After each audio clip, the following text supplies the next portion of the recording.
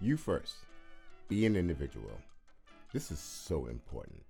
So we live in a world, and at the time of this recording, one of the things that's really popular is following trends on the internet, whether it's on TikTok or on Instagram or something along those lines. And everybody's trying to pigeonhole themselves into what they see and follow a trend.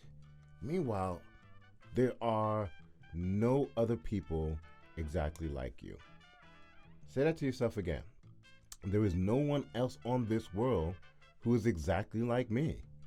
And so why would you strive to be like somebody else? So really short story, I have a bald head here, I got no hair, right? And when I started working in my professional career, I used to have to wear hats, but I also had to wear suits and stuff like that. And so I decided to wear hats that, complemented my suit. So I started wearing fedoras.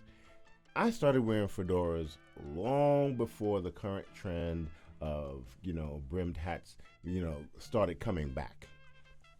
And people would like, well, why are you wearing a fedora? You're like 20 something years old. You look like an old man wearing this fedora. I'm like, well, A, I like it. And B, I stand out now, right? Nobody else is wearing this stuff. And so I have a thing that makes me an individual. Slowly but surely, the world came around and fedoras became a trend. I'm not saying I started the trend, but my individuality stood out long before anything became popular. And the real lesson there is that be who you are. The world will catch up. And sooner or later, you'll start seeing, I was like, oh, there are more people doing this. So now I can always be my authentic self and know that the world will finally catch up. And so everybody started wearing hats, and I was like, all right, well, I'll start wearing bow ties again.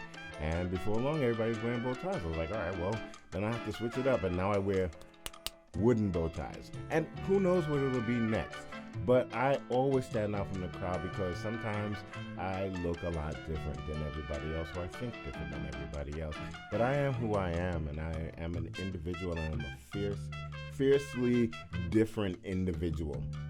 And sometimes it will fit with what society is looking at sometimes, right now, or sometimes society will catch up to me. But last but not least, I'm always an individual. So be yourself.